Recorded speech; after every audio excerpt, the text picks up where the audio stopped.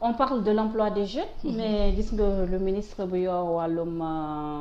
liggéey bi wax par rapport à cet emploi des jeunes problème de l'employabilité des jeunes dafa poser parce que mën nañu wax ne ici au niveau du Sénégal jeunes yi dañuy dem ba am sax li nga xam ne mooy doctorat mais ils savent rien faire. Parce qu'en réalité je me dis le problème employabilité bi règle xam nga lan mooy employabilité da ngay jàngal nit ba mu jot par exemple am master en finance soo ko tegalee en fait il a toutes les compétences yi nga xam ne requises yi muy jàng à l'école mais mënu ko appliquer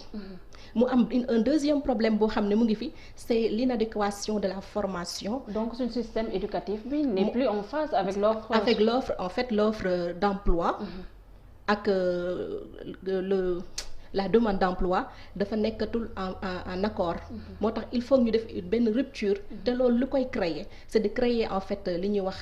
des contrats d'alternance des contrats d'apprenti et des contrats de professionnalisation parce que man emploi bu ñu ko bëggee accès rek ci jeunes yi moi je me pose des questions pourquoi parce que il y a des seniors qui sont là qui travaillent pas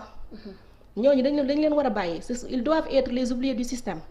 non dañu war a fexe ba ñoom ci seen bopp ñu intégrer leen dans le système de l'emploi parce que fan yi li may déglu yépp dama naan bon j'ai l'impression que ce chômage endémique dañu xamagul fan la ñuy taxaw parce que déglu naa fan yi passé ñuy annoncer des chiffres comme 450 milliards yoo xam ne dañ koy injecté waat ci 350 milliards 450 milliards ouais. Da nga jàpp ne carrément c'est un investissement perdu d'avance. Ah mais ñun on est habitué à ça parce que depuis quand même l'arrivée du président de la République au pouvoir on est habitué à des éléphants blancs des effets d'annonce lan la ñuy wax par exemple on va prendre l'exemple du TER en fait bi ñu jëlee TER bi jëlee ko fii lañ ko jëlee Dakar pour yóbbu ko Diamniadio pour 1500 milliards au moins donc comment se fait-il tey ñu mën a jël xaalis boobu dugal ko ci Ndakaaru bàyyi ñi nga xam ne ñu ngi dëkk par exemple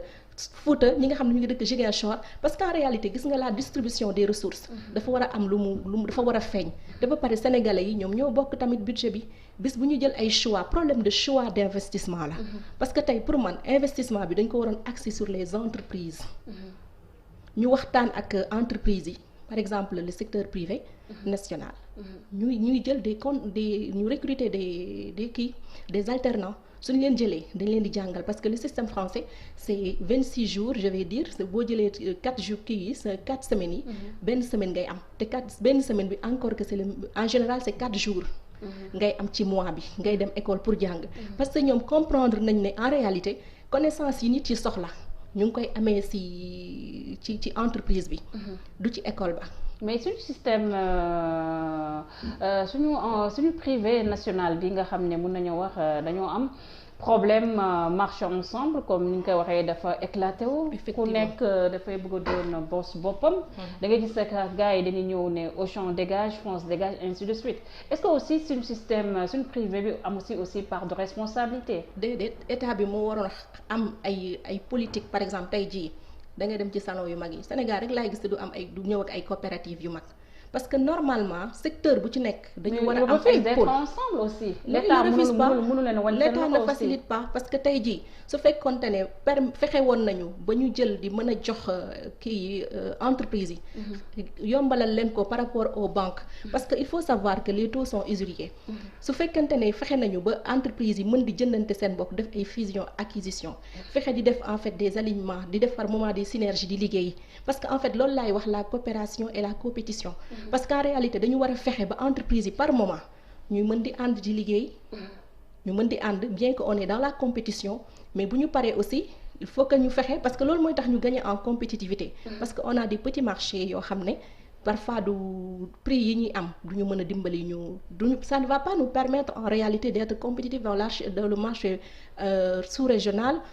et international. Vous parlez de petits marchés, moi je vais parler de petits pays. Suñu pays africains yi mën nañu wax ne on a des états bâtards ndax colons yi nu ñu ko tracé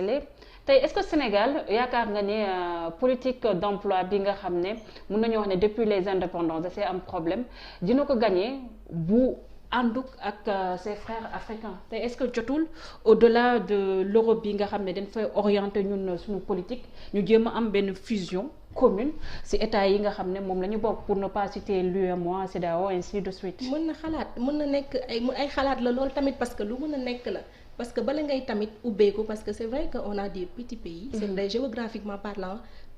barewul noonu. am nañ ay cadres yoo xam ne ñoom la ñu bokk aussi pour les échanges ak yu demee noonu yépp, mais en réalité pour man problème bi ngay souligner ni de orientation la, vision bi la.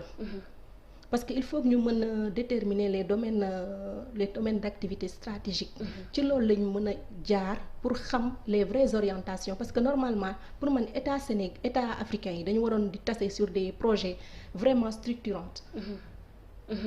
nga xam ne bu ñu paree ci loolu ci lay mën a am des pôles économiques yu fort. du tuuti à l'image de l'UE, à l'image aussi des États-Unis. mais su fekkante ne ku nekk da ngay foog ne sa dëkk rek ngay xëcc aussi du sotti. li nga wax tamit am na une part de vérité. Vous au niveau du